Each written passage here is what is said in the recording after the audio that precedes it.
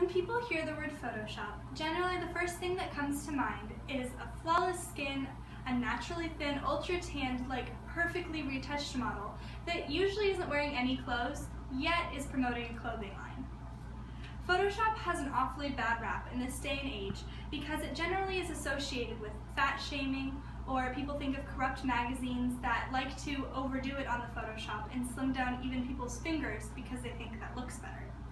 According to the Huffington Post, Photoshopped ads really are altered so much they may as well be advertising Photoshop rather than the products that they actually sell.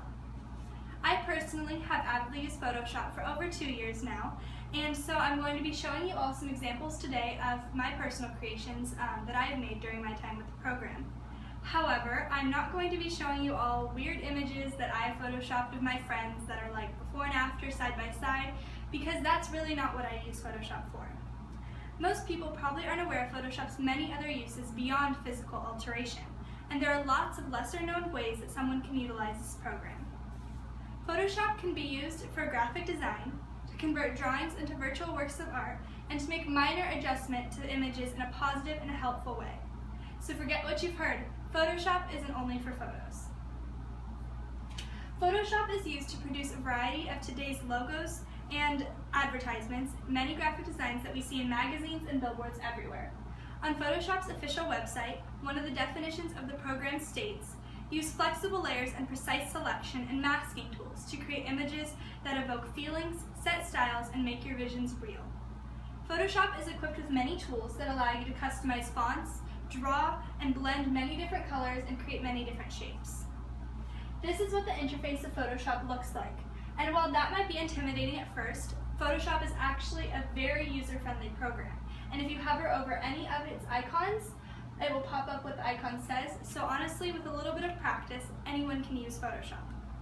So using all these tools, Photoshop can be used to make things such as event posters, charts, infographics, photo collages, birthday invitations, and logos. Even baby announcements, like this one I did for my friend Lauren. But fun fact, her baby actually was born on Christmas, not in 2015 like that says. Photoshop is an Adobe program and it works with pixels. However, other Adobe programs such as Illustrator, which is solely a drawing program, work with vectors. And the difference between pixels and vectors can be quite confusing. However, Modasic Marketing, the website, gives a pretty clear definition. Raster images use many colored pixels or individual building blocks to form a complete image. Almost all of the photos found on the web and in print catalogs are raster images. Vector images, alternatively, allow for more flexibility. Constructed using mathematical formulas rather than individual colored blocks, vector files are excellent for creating graphics that frequently require resizing. So the reason Photoshop mainly works with pixels is because usually when you're creating something, you already know the parameters that it's set in, and pixels are really easily to work with in this program. So now that I've told you how you can use Photoshop for graphic design, I'm going to share with you an even easier way to create art using this program. Photoshop is an incredible tool when it comes to digitizing your own personal artwork. By scanning any drawing into the program, you can slowly transform your art from something like this to something like this. Now this particular example took several days to finish because it was something I made for my yearbook class, but on a much smaller scale you can turn very simple doodles, such as this drawing of a flower, and within about 30 seconds, you can turn it into something like this, and it becomes an image in Photoshop that you can move around and reposition and use for multiple projects. So, as you can see, Photoshop is an excellent tool in the design world. However, pictures are still one of its easiest tasks. Photos are asked to be retouched through Photoshop for many different purposes, but a lot of times, Photoshop can actually be utilized just to make minor adjustments to a photo. This can help make the picture more usable for print and web posting, not just to be retouched into oblivion and to erase away the imperfections of the model. For example, I went to a very conservative Christian high school, and there was a low-quality photo that was taken that they wanted placed in the yearbook. Because they requested modesty, they asked that I add a sleeve to this girl's arm, as well as brighten up the overall picture and remove some stray hairs so you can see this girl's face better. The final photo was approved through the school and was able to be used in print, unlike before when it wasn't able to.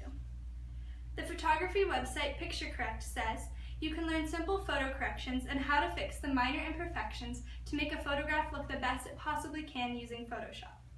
So as I have shown you, Photoshop can be used in many different ways that are uplifting and that don't compromise your personal value. So in conclusion, Photoshop is a program that is completely misunderstood for its uses. Today I have informed you all of just some of the many different ways Photoshop can be used other than the way that the media portrays the program. Photoshop is used far beyond the purpose to solely alter someone's figure in a way that advertises an unhealthy body image. You can use this program to create graphic designs, digitize your artwork, and make minor changes that will overall benefit the quality of the photo without harming the individuals in it. So next time you go outside and see a billboard, instead of noticing the perfectly enhanced model, notice the logo for the brand it's representing. Most likely that was made in Photoshop as well.